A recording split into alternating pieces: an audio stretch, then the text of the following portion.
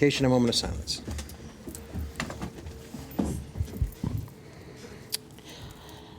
Recently, over the last 6 months, many families have lost their mothers and fathers and their sons to an awful disease called cancer. The people that were lost were genuine, good people, friends to everyone, and they're leaving behind their families. I'd like to pray for the families for strength and peace at this time for the people that have passed.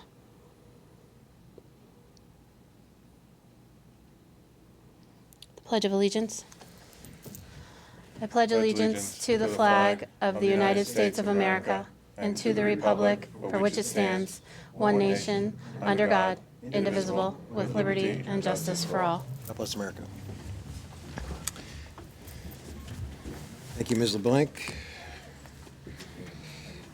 In the event of a fire or an emergency, the emergency exits are to the rear of the chamber and also down the stairs to my left.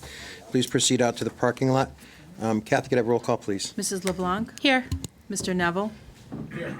Mrs. Thurston? Here. Mr. Janitis? Here. Mr. Peabody? Present. Mrs. Ungary? Here. Mr. Walwer? Mr. Grady? Chairman Serrard? Here. Board guests? None. Superintendent's report. Thank you, Mr. Chairman. We have our representative, Tom, here from Fermi High. The representatives from Enfield High are not available this evening. Go ahead, Tom. All right. Well, last meeting, Eric and I weren't able to make it because we had a cross-country meet, and that went pretty well, actually. We came in first and second, and we actually did the same thing today, right before this, at it's actually Fermi's last cross-country meet ever. And Fermi won, which was good, down at the Hollow, so that was a good way to end that. Now into school. Tomorrow, the juniors and sophomores will be taking PSATs, and the seniors will are able to go visit a college of their choice, and I think that helps a lot, knowing that you won't get an absence. And I know a lot of people who are excited about going to go see the colleges. And one thing about Tina was talking about the people affected by cancer. We had a fundraiser for Jake Carlander and his family in memory of him, and everybody wore their jerseys, and you paid $1 to wear a hat all day, so it was cool, and I liked that. So that's it. Thank you, Tom. Dr. Schumann? Mr. Chairman, in addition to the information in your package, which has your October, November events, and also the youth events, which are the days when the board and the council candidates will answer some questions for some of our students, and then you also have a Meet the Candidates night over at JFK on the 29th. I also passed out to you a memo about the New England Association of Schools and Colleges accreditation visit. The decennial, every 10 years, the schools are accredited. The JFKs will be hosting their visiting committee October 25 through 28. As a routine part of that, the committee meets with all kinds of folks, including the members of the Board of Education. Usually the board meets with them on the first day, which is the Sunday afternoon. The committee has asked to meet with the board on Sunday afternoon, October 25th at 3 o'clock in the JFK Innovation Center. It'll take about a half an hour to meet with them, and then traditionally everyone just convenes in the library for a few minutes before the accreditation team heads back to their hotel around 4 o'clock. So it doesn't require that all board members are there, but as many as it can be there would be great to have you there. They will be talking to you about community resources for student learning, and just to give you a heads up what that might look like, the language from the standard is listed down below. These are questions that the staff answered, and then the visiting committee will come and validate. There are 7 standards for accreditation. All of them are rather lengthy. These are the 3 questions that deal with the board. They'll be meeting with myself at a different meeting, the administration, teachers, and all kinds of other folks throughout the community, including our folks from buildings and grounds. So this is part of the process. We encourage you to become part of it and be there if you can on Sunday the 25th to meet with the visiting team. And that's what I have for you tonight. Thank you, Dr. Schumann. Audiences? No audiences. Board member comments, Ms. LeBlanc.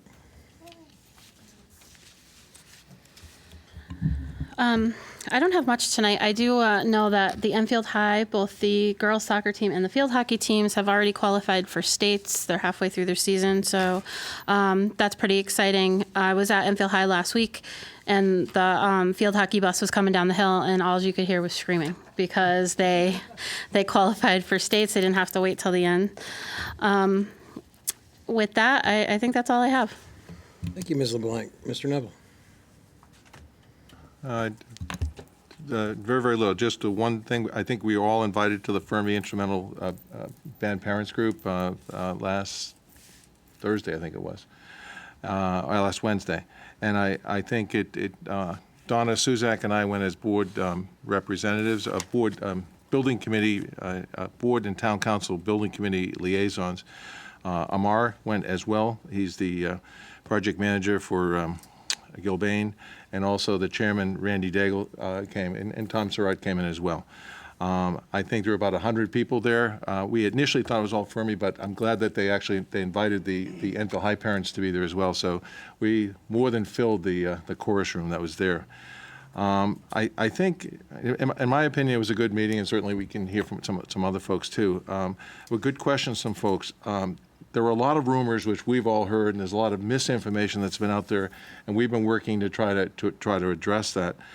I think through the question and answers that we had with the whole group there, I think we're able to deal with a lot of it. There are still some out there, but I think we kind of opened up a dialogue to respond quickly to folks, and I from their own expressions, they felt good about that. We made it clear that we would come back again if it came out that they came up that they needed some more factual information. We encouraged them to email us, encouraged them to attend all the meetings that are public that they can go to as well, including the building committee. I think additionally having the transition line item on our agenda every regular meeting, I think that will help get a lot more information out there and also provide opportunities for the public to ask questions here through the audiences here. Overall, I think it was a good thing. I think the factual data that came out from all of us was very, very helpful. I think one of the things that we were concerned about, and I think they are as well, is all the rumors that are out there. And some of the things that came up, I couldn't even imagine how you kind of get to those points. And I think it didn't make any sense, some of the things that were coming up that were on, I think, social media, and that were just being discussed in general. So I think we had a good opportunity to clarify a lot of that stuff. I think we opened the door to have further exchanges with us. And I also just want to encourage folks that if you have a question about it, please, please, please, just pick up the phone and call us. All our numbers, are on the website. We're more than happy to deal with that, particularly Donna and I, who are sitting on that group, and the building committee is more than open to doing those kinds of things. But we need to deal with factual stuff, particularly about the transition process itself, what's happening, and I think it would be helpful if we can do that. So I think we all have to be cognizant that this whole transition issue of combining two schools is a huge change for not only the parents and the kids, but for the entire community. And it's only natural to have all kinds of questions about that. And there's nothing wrong with that. But I think our job is to communicate with people and get the factual answers out there. So overall, I think it was good. It was a good meeting. There's also a talk, I think, and Walter will know this as well from the building committee, to put together with the school board some FAQs that the frequently asked questions that people are asking, and maybe put that out on the website as well. We certainly would run it through the superintendent's folks first, but I think getting that stuff out there where people can go to one site and get it through the school website and get that information out there. And we could collaborate with the building committee and with the school folks to make sure it's accurate.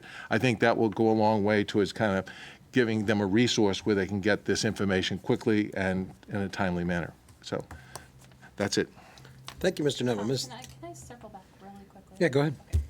I just also wanted to mention that on October 22nd at Red Robin, there's a fundraiser in support of the Enfield Pinkathon. It's from 5 to 8. It's in memory of Jacob Carlander. And 10% of your bill will go to the Sunshine Kids Foundation, which is is a cancer foundation or foundation for kids with cancer. I bumped into Elizabeth Boulay and Mrs. Urian on Sunday at the grocery store, and they were fundraising as well. And they said that they're pretty sure they're going to meet their goal. So all the elected officials that have opted to color their hair pink will have pink hair. So I'm glad they're raising money in support of the foundation. It's going to be tough for me. So, but yeah, on October 22nd at Red Robin from 5 to 8. Thank you. Thank you, Ms. LeBlanc. Thank you, Mr. Neville. Ms. Thurston. Last week, I attended Eli Whitney's first PTO of the season, and I have to say I'm so excited, and I know Mrs. Ingalls was absolutely thrilled because they did not have a PTO. Nobody had stepped forward. So it was very well attended. Families stepped up.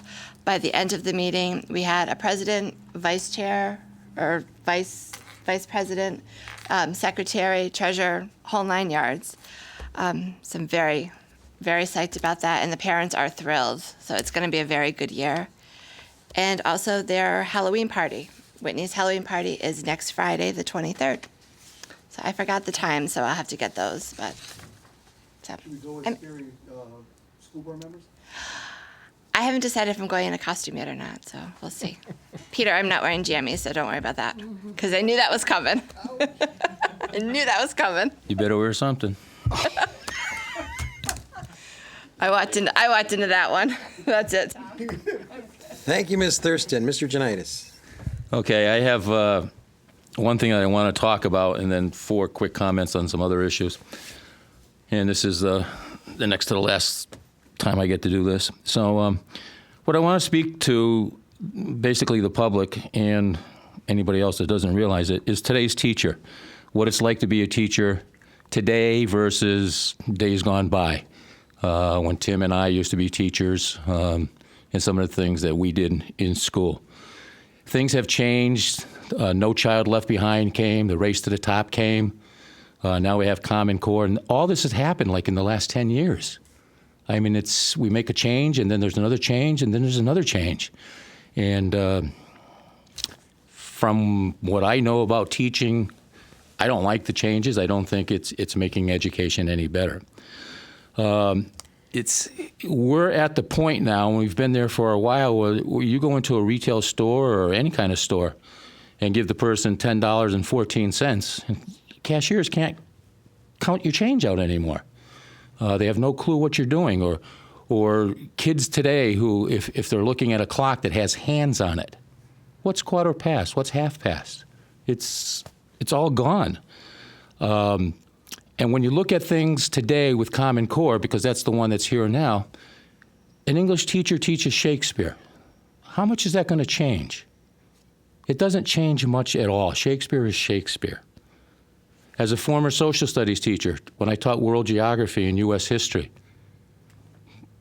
there are minor changes that take place, but for the most part, it's still the Civil War, it's still World War II, it's still where are the countries around the world and something about them. And then we have gradual changes, but the way these new textbooks are being rewritten, you got to see some of them. Science, liquid still liquid, solid still solid. A gas is still a gas. Have we made great strides in science? Yeah. But you got to remember, we're teaching elementary age school kids and high school kids. And you're only going to go so far with all the new changes. You want to keep up with that, you go off to college. Don't expect all that stuff to be taught here in a public school. It takes about 5 to 7 years, I think, to become a teacher. I mean, you get paid the first year you're there. But you really have to experience a lot of ups and downs as a teacher. And depending on the individual, somewhere along that line, you settle down and you think you got a grasp of it. It's not so much the subject matter that you're teaching because you learn that subject matter. That's what you go to college for. But it's the delivery. It's what works and what doesn't work in the classroom. How do you reach kids? You get 120, 125 kids, and there are some kids that are just so hard to reach. Sometimes you can reach them. Sometimes another teacher can. And you want to find out what works, what gets to that kid. What do we do to challenge certain kids? You don't want them sitting there getting bored in a class. So what are the tricks that you can do to challenge a kid? And how do you make learning fun? Teaching and learning used to be a lot of fun. And boy, I talked to teachers today, and granted, they're all on the older side, on the south side of teaching now. But God, the stories I hear and waiting to retire and all that stuff. Boy, I never looked forward to it, really. I was just told someday you're going to wake up and know it's time. And it was time. It was about 4:30 on Common Core. The amount of paperwork that these new programs are forcing upon teachers, whether or not you're filling out forms on individual kids who probably for the most part aren't even going to be read by the teacher next year. You just don't have that time, that luxury. The new evaluation system that has come out and how cumbersome it is, and the differences that exist between certain evaluators, how they react and what they demand. And I mean, teachers, really, I know teachers that cried this past year and the year before with the new evaluation system. Cried. But it's the amount of work is just staggering. And all that stuff takes away from things that you could be doing in the classroom. You wouldn't believe how much time is taken away. When you think teachers have nothing to do, I know as a social studies teacher, I was always reading. I was always watching the History Channel while it was still showing history. Getting together with other people and just learning from one another. There's an art to teaching, and I think it's gone. I really do. And we were up in Granville this weekend. They had their big art show and tag sales and stuff like that. And the only reason that made me think of this topic was there was a booth out there, and there were a lot of people there signing up. Get rid of Common Core. The other things I just want to comment on real quickly. Last week, again, I asked about the summer schoolwork at Enfield High School and the winter bus pickups. We just had a meeting before this one. I was given an explanation, so I'm just going to let that go. But I did have to ask. I didn't get it voluntarily from anybody until I asked the question. And this is stuff I think the next board, you just can't put up with anymore. Relationships between the ETA and the Board of Ed and the central office, I think, has to take a priority on the next board also. I can remember years and years ago, we went away to a retreat. And it's not like we went to a big hotel or anything, but you just get out of Enfield. And I remember going with the Board of Ed and people on the executive board and teachers. And boy, it was pretty good. I can't remember if it was Roxy Burke or Pat Stroiney or that crew. But that might be something that the next board might want to consider doing again. Sitting down with the ETA in a very informal situation where the contract is not demanding everything, and just kind of get to be friends if you can. Vacations, I think anybody in the central office shouldn't be allowed to take a vacation at any time of the year that they want. We have school vacations, we have summers, take them like everybody else. Because if you want something and you call up and you need some help on something and that person's, he's on vacation this week. It just happened to me not too long ago. So I would, love to see the board to get the administrators, central office and stuff like that using the same time everybody else does. And the last one is the merger of the schools, the transition and everything like that. I know there's a lot of angst or anxiety out there about the music program and where the kids are going to be practicing and stuff like that. But I think parents got to take a deep breath and realize your kids are a lot more flexible than you. Kids will adapt to anything. I've said it before, and I'll say it again. I went to 14 schools before I graduated from high school. I adjusted, I think. But it's not like the central office or the board is ignoring certain transitions. It's just that it's a massive undertaking. And everybody, I think, is going to be inconvenienced to some degree. And, if I knew people weren't looking into certain things, then I would say it. But I know they are. they're trying the best that they can, and I think everything will get straightened out. Will there be inconveniences? Yeah, but your kids will survive. They really will. With that, I'm done. Thank you, Mr. Janitis. Mr. Peabody. Thank you, Peter. Thank you, Mr. Chairman. First of all, I just want to remind everybody the Jack-O-Lantern Festival will be on Saturday, 10/17, Town Green. Should be a good time. I intend to be there in my evil Board of Ed member costume, myself. Also like to just give a couple of shout-outs. Nathan Hale, Irene Roman, Dr. Schumann, she's doing an outstanding job in that building. I hit the Spirit Assembly, and I'm going to tell you guys, if you're having a bad day, go to one of your assemblies. Those kids are really cool, and the staff gets there to get into it, and it truly was a cool thing, and I really enjoyed it. So good job to Irene and her teachers. I hit the Prudence Crandall book sale and ice cream social. Jennifer Miller is doing an outstanding job there. You can just tell you walk in, there's energy, and it's like infectious. So that was a lot of fun. I enjoyed it. And one thing I got to tell you, we got polite kids in our school system. There's hope for us. We got great parents doing a great job to say please and thank you and yes, sir, and to the person next to me, yes, ma'am. So that was impressive to see. A couple former students, Sean McEwen, graduated from Fermi, went to Western New England, is now working as a counselor with teenagers up in Springfield. Not an easy job, but he's doing a fantastic work from some of my former friends or people I knew up in Springfield who knew him and knew me. Brian Preventure, Fermi graduate, went to UConn. He worked at the CCMC school, then took a year off to go work in a program called the City Year. I don't know if anybody's heard of that. It's in Providence, Rhode Island. It's kind of like the Peace Corps. He's working with kids that are in jeopardy.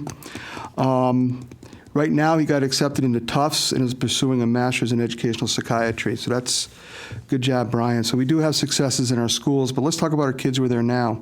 Spencer Jehoshaphat is an Eagle Scout candidate. He's from my troop. I had the pleasure of being a Scoutmaster for a little bit of time, and he's in the North Townsendville Fire Department. He's a cadet, soon to become a regular firefighter. And for his Eagle project, he went and performed maintenance activities on all the fire hydrants, every single one from the North Townsendville Fire District, and that's a lot of work. ShopRite. I did go to the Bag Hunger Festival or event early in the month, but comment came from Mr. Miller, who runs the store, and he was saying, one, they're very happy to be in Enfield. And they hire kids from the high schools, from both of our high schools, and they said they are incredible workers. They're engaged. They work hard. They have ideas. They present their ideas, and they just do a fantastic job. So, a little shout out to our kids who are working, and other retailers. Don't be afraid to hire kids from Enfield Public Schools. They do a good job. And the other thing is, ShopRite supports Rachel's Challenge. Every month they go out and they give a plaque to a kid who's done something that's good in the community, works with the community. So that's an important thing, and that just shows how businesses can interact with our schools. And lastly, that's it for tonight. I think I've done enough. So thank you, and everybody have a safe Halloween. Enjoy. Thank you, Mr. Peabody. Ms. Ungeier. I was just going to mention again the Jack-O-Lantern Festival, Saturday the 17th at 4 on the Town Green. Also, Fermi is having their National Honor Society induction ceremony on the 29th at 6:30, and Enfield High is having theirs on October 19th at 6:30. Thank you, Ms. Ungeier.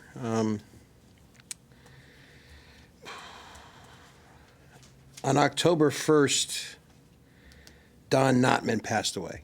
And for those who don't know who Don Notman is, Don Notman's daughter, Andrea Notman, was a student here in Enfield, and she passed away. So he established the Andrea Notman Scholarship. Now, Don is a supporter of our schools, as the scholarship was an important part of our school. If you knew Don or you knew Don's family, they're asking that contributions be made to the Andrea Notman Scholarship Fund to continue that scholarship going. You can do it in your own name, or you can do it in Don's name. Don, you will be missed by the school system.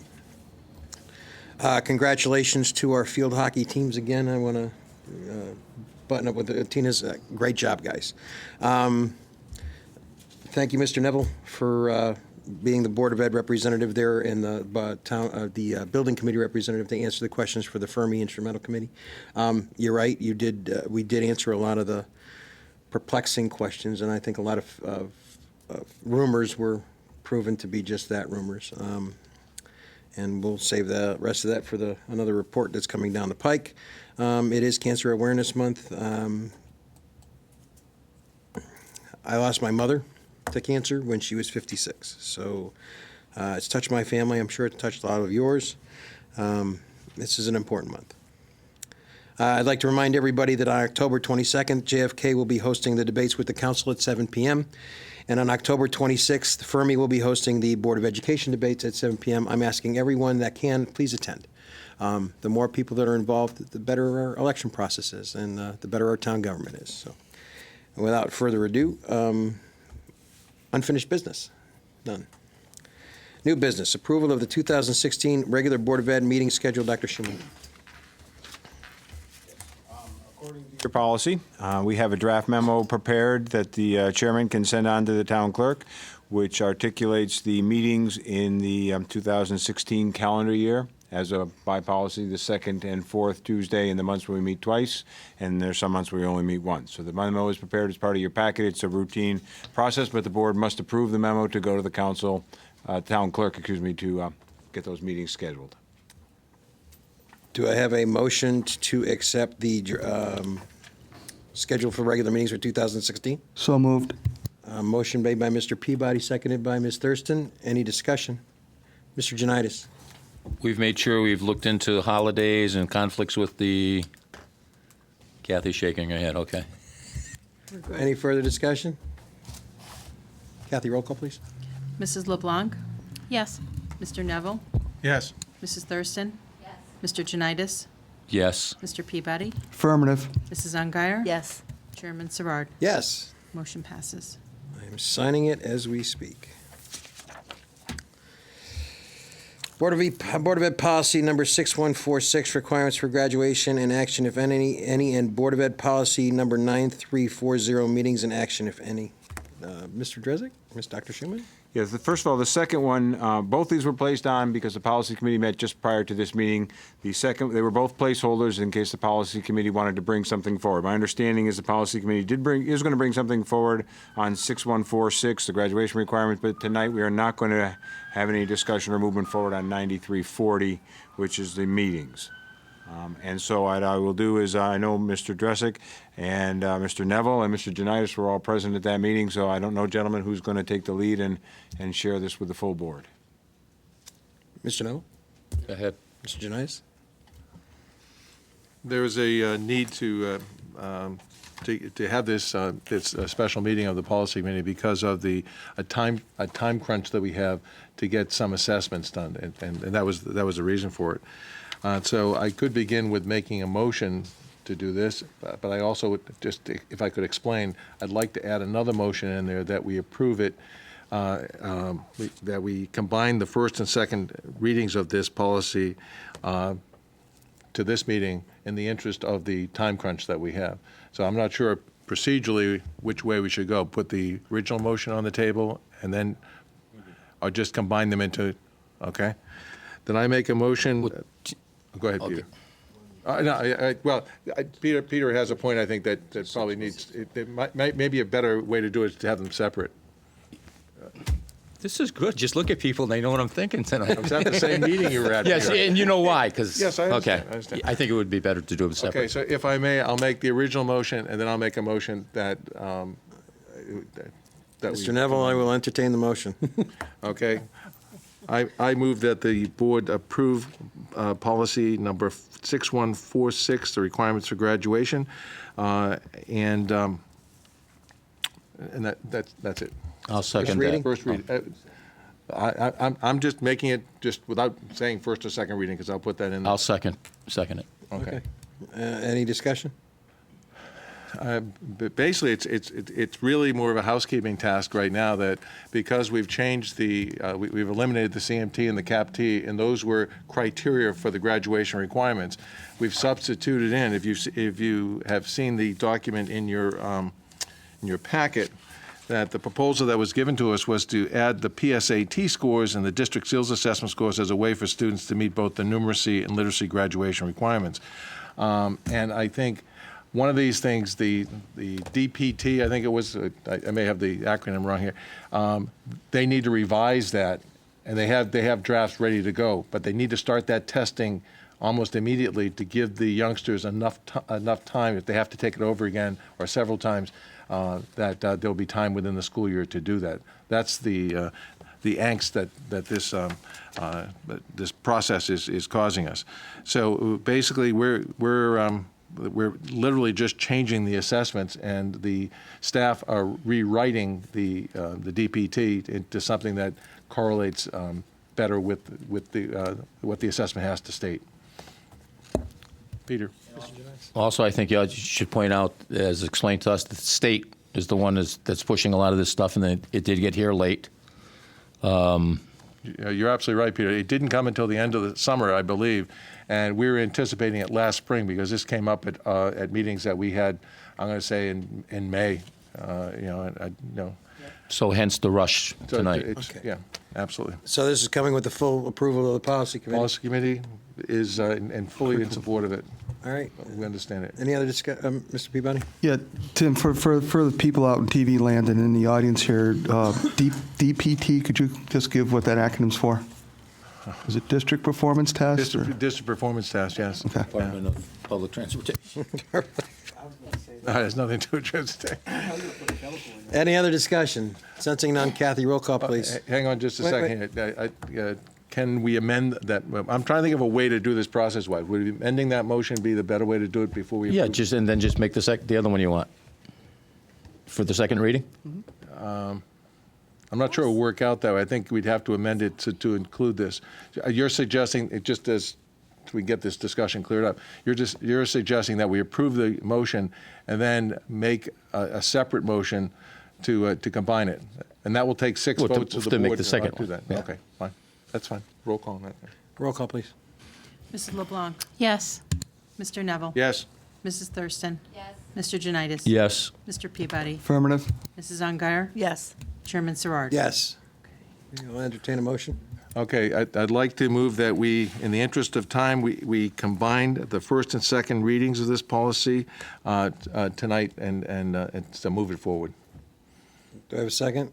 Second. Motion made by Mr. Neville, seconded by Ms. Thurston. Any discussion? Mr. Janitis? Okay, I could vote yes on the first one because I know it has to be done, but I'm going to vote no on the second one because this is something that, to me, I have fought so long and hard for and it's just gotten nowhere, that things come before us too quickly and then we have to make decisions right on the spot. So I know what's being done and why it's being done, but on the principle of the thing, I can't vote for the second reading, but I notice you got 6 people here, so you'll get it. Any other discussion? Sensing none, Kathy, roll call. Mrs. LeBlanc, Yes. Mr. Neville. Yes. Mrs. Thurston. Yes. Mr. Janitis. No. Mr. Peabody. Yes. Mrs. Ungary. Yes. Chairman Serard. Yes. Motion passes. Good, so. Thank you. Item C is, there's nothing to discuss. November 24th, regular board meeting action, if anything. Dr. Schuman. Thank you, Mr. Chairman. As you know, the new board will be elected on November 3rd, and the next regular scheduled meeting of the board is November 24th. At that point, the new board could be sworn in if the board chose to do it on that evening. However, you could also choose to get signed in or sworn in at a special meeting as early as November 17. But this chamber is not available on the 17th. So we could do a special meeting on November 17 to swear in the new board. It would have to be at Barnard, or the board can wait until November 24th and get sworn in at the meeting that point. According to the way the statute reads, you are still seated until the new board is signed in. So there's no rush to get the new board, except some members will be leaving, new members will be coming on. It's really up to the board as to when you want us to schedule that meeting to take place. It can be on the 17th in a special meeting at Barnard, or the 24th right here. And if you do nothing, it just stays the 24th right here. It's the Tuesday before Thanksgiving. I'd rather leave on the 24th. I won't be here on the 17th. Leave it on the 24th. We just want to make you aware that you could do that as early as the We have 17th. consent, so we're just going to leave it So on you the 24th. don't need to take any No action, at all, just okay. aware of it. Okay, fine. Transition tax, Dr. Schuman. Thank you. As you know, we are continuing to meet regularly on the first Tuesday of the month, which we did with the full transition team last week. We also met again on Friday. We also talked to Amar twice today. We're going over to visit with them tomorrow. So it may have given the impression last time that we're only doing this once a month, but I think Mr. Neville and Mr. Janice both said this is ongoing and it's continuous, and it will be until everybody's in that building and the punch list is completed. But what we were able to do was take the memo that we gave to you and break it out even further. By board committee work that will need to be done, and where it says a committee/policy means that it's going to be taken up as tonight's was in a committee such as the curriculum, but then it will have to go to a policy for a policy change and then come to the full board. So we've articulated what board committees will need to be responsible for some of these tasks.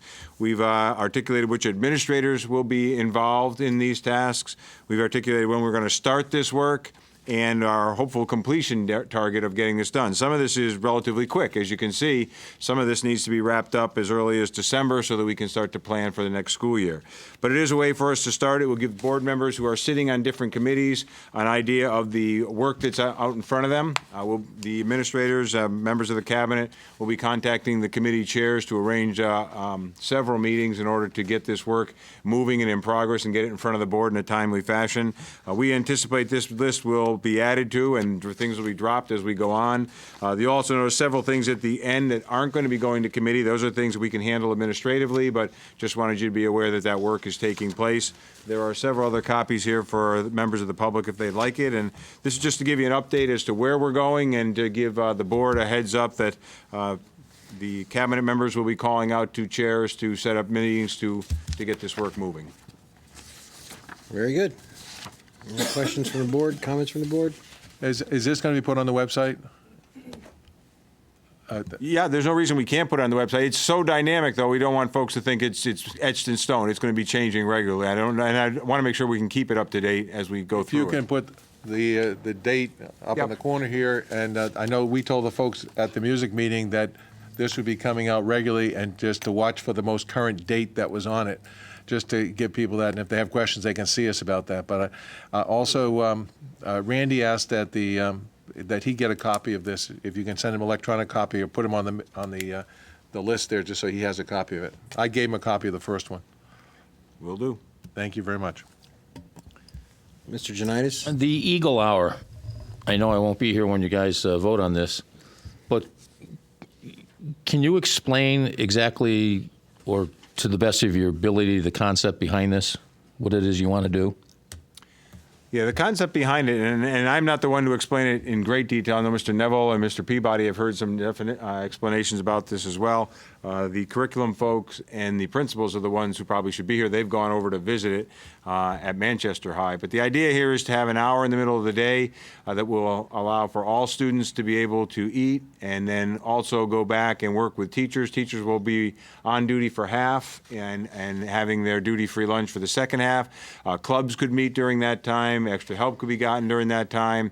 Small groups could meet, maybe musical groups could get together and practice. It's an hour in the center of the day to conduct business outside of the classroom and then get right back to work for the remainder of the day. That's basically my understanding. Okay, so you've answered, I think, a very important question is for like athletes and people who are involved in extracurricular activities, those that really made use of a study hall will still have an opportunity to have a quiet place to get their homework and stuff done. Okay. I think, we heard about it in just kind of a draft form and not to a great extent. One of the things that I think the three of us would like to do is have the chief academic officer come with some of the folks and have them explain it here, but I think would also get out to the public is what we're talking about. All of this transition part is all an education part to everybody. And, and I think it was a good question on Peter's part to ask it tonight, but if we could schedule them to come when we get close to that to talk about what the structure is going to look like and what we're actually talking about. I know when we talk about not having study halls, a lot of people kind of cringe and say, we're going to have anything else in there? And I think this is certainly one of the things that we're talking about of having in place of that. So I think it would be good to bring, Mrs. Middleton in front of the board with well, whichever meeting, I'll leave it up to the superintendent to decide that. Well, right, it's been to curriculum, it needs to go to policy, so the policy committee folks should get a chance to look at it, and then once both committees who are going to be working with it have seen it, I think it can come to the full board. If we get a schedule of those things out so people know that it's coming, I think that would be a good thing. And I think parents will like to hear that. Mr. Peabody? Yeah, I think it's a matter of getting ahead of the message. A lot of rumors are getting, I got calls, what are you doing, and that kind of stuff. So as soon as we can get that out to squelch the noise and let people know that what we're doing is a pretty decent idea, and sooner the better. As soon as, he's got the timeline on here, if he brings it along during that timeline, I think that's great. Okay, so you get this up on the website if you can, and try to keep it fairly up to date. You should be all set. That will help inform the public. Anything else? Nope, that should take care of this. Board committee reports, curriculum committee. 1 second here. Okay, we met on October 6th, believe it or not. And we had 2 items on the agenda under new business. One was the high school social studies proposed changes for the program of studies, and then the graduation performance task that we just talked about in the policy that we just approved. The high school social studies proposed changes are basically these changes are being made to update the program of studies. And typically, I think most of us here know that there are addendums put to that as we change things, as curriculum is rewritten and conforming to the frameworks that the state has given us. It causes us to kind of rework it and to update the course structure that's in the program of studies. My understanding, and Dr. Schuman, correct me if I'm wrong, these will go into effect for September 2016. The changes that we're doing now are not going to take place now or next semester. They're going to take place in 2016, September of 2016. That's my understanding as well. Okay. Basically, as was mentioned before, the state did not get their frameworks out there, and we've had staff working on it, but they really didn't get finalized, I don't believe, until August. It could be a little bit earlier than that, but not much.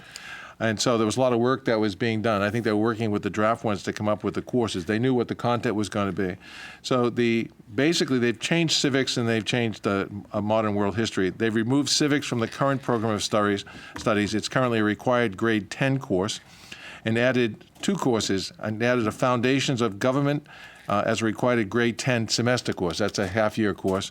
And they added Civics in Action as a required grade 10 semester course. They broke them down into 2 different similar content areas, but different with different emphasis. The second thing they did was they looked at the modern world history, and they removed the world history from the current program of studies, which is currently a required grade 9 full-year course, and they changed modern world history from a semester grade 10 elective course to a required grade 9 full-year course. They kept the number of social studies credits at 3. They just changed the way it's being worked. There'll be 1 credit in modern world history. Previously, it was 1 credit in world history. There'll be 1 credit in civics and government. Previously, it was 0.5 credits, a half a credit in civics. And finally, there'll be 1 credit in United States history, which is no change at all.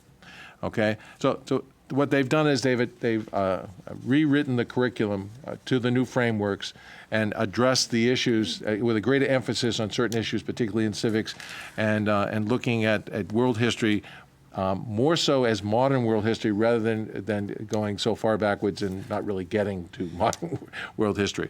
So I think they're in line with the frameworks, and I think the presentation we had at our meeting, I think, was clear, and the emphasis that they want to make there, and they think our youngsters will be better for it in terms of their understanding of history and civics. So at that point, any questions? If my colleagues are on the committee, anything that you want to add to it? You covered it, Ted. Okay. So, building committee. I'm back Mr. again. Neville. I'm back again. Mr. Neville. It's the Tim Neville show. I don't know the committees are. Let me just get my. It won't open for me. Okay. Building committee. I think you heard from us, and we talked about the the meeting that we had, but we did have a building committee meeting on October 8th. That was last Thursday. And just for everybody's information, to get our certificate of occupancy on the Fermi wing, it's still on target for November. No changes there. The punch list is done on floors 1 and 2, which is a good thing at this stage of the game. And now they'll have to work to correct anything that needs to be corrected. You're fully aware of a punch list, but that means we're getting down to the end. We're getting near the finish here. The bids are in on the movers for the Thanksgiving move. The packet for the movers will be going out to the teachers, is my understanding, the 19th, with specifics about what we have to pack, how we're going to label it, and so on. Right now, they're doing an awful lot of site work because the weather's still decent enough to do that. Sidewalks, curbing, base road surfaces, and they're still on target for the paving to be done there for in November. Gym and the locker rooms are moving along. Roofing on the gym and locker rooms are close to completion. The CAF is moving along well. All the kitchen equipment is in. Because, I didn't realize this, but you know this, they have to shut down the boilers in order to replace the boilers, that we have temporary boilers in there. I'm sure everybody's happy looking at what the temperature is going to be on Sunday. They're on site and they're starting up this week so that we can heat the building.